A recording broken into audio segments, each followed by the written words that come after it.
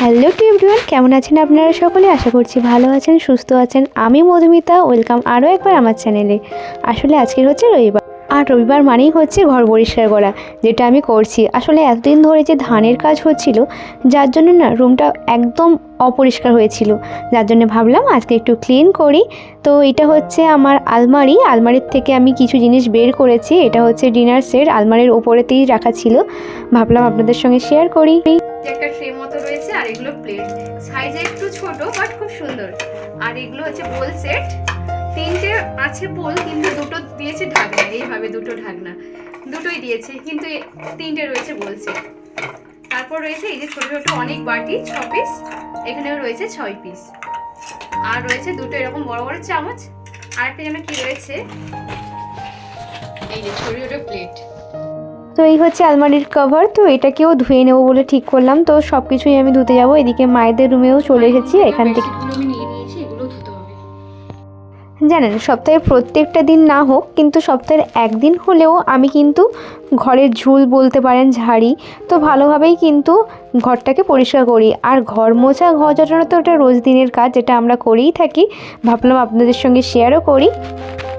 তো প্রায় 9:30 পৌনে 10টা বেজে গেছে। আমি সবে মাত্র স্নান করলাম। এখন আমার অনেক কাজ বাকি, রান্নাবান্নাও করতে হবে। আর কি জানেন তো, আমার না প্রচুর হেয়ার ফল হয়, জানি না যে কী করব।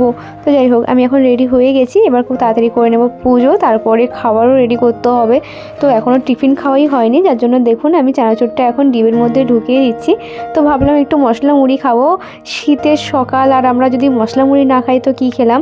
এতদিন কিন্তু আমরা মশলা মুড়ি খাইনি, ফার্স্ট টাইম আজকে মশলাটা করছি, মানে এই বছরে বলতে পারেন।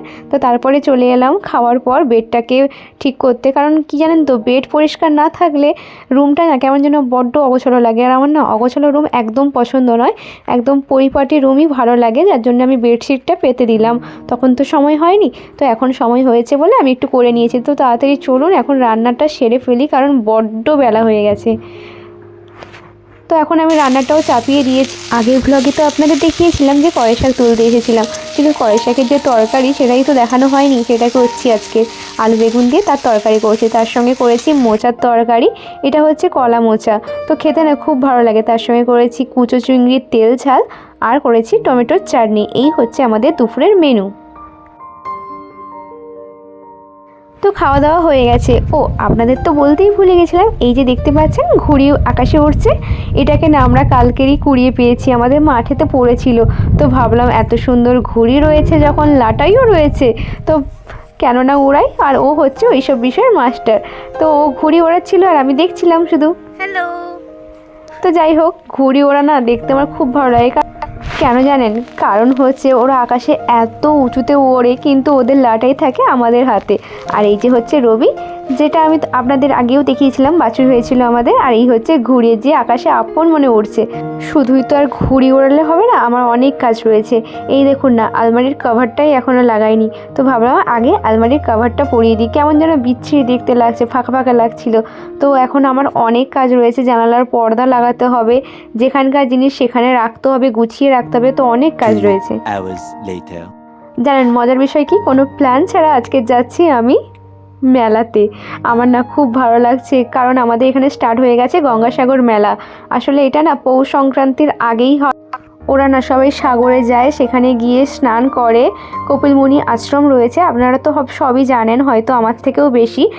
এই মেলাটা যে শুধু নামখানা বা সাগরে তা কিন্তু নয়, 8 নম্বরেও কিন্তু জবরদস্ত মেলা হয়।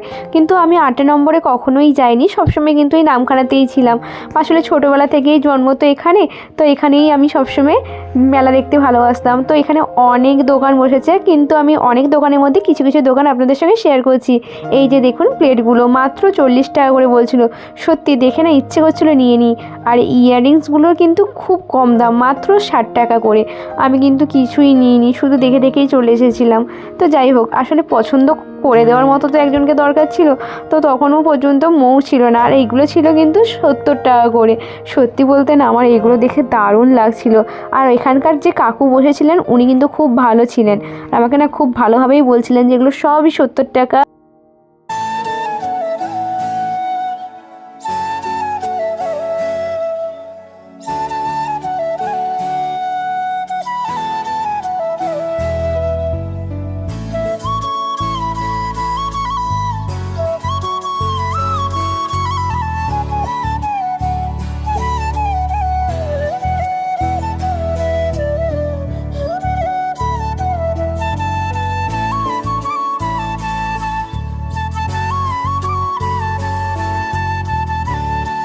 অনেক তো ঘোরাঘুরি করলাম, এবার পেট পুজো করার পালা। আর আমি কিন্তু সত্যি কথা বলতে প্রচুর খেয়েছি। এই যে দেখতে পাচ্ছেন এখানে অনেক কিছু খাওয়ার দাওয়া রয়েছে, আমি কিন্তু শুধুমাত্র পকোড়াটাই নিয়েছি। আর এখানকার পকোড়াটা না দারুণ খেতে। তো তারপরে মৌর সঙ্গে দেখা হয়ে গেল, মৌ বলে চল একটু পাপড়ির চাট খেয়ে আসি।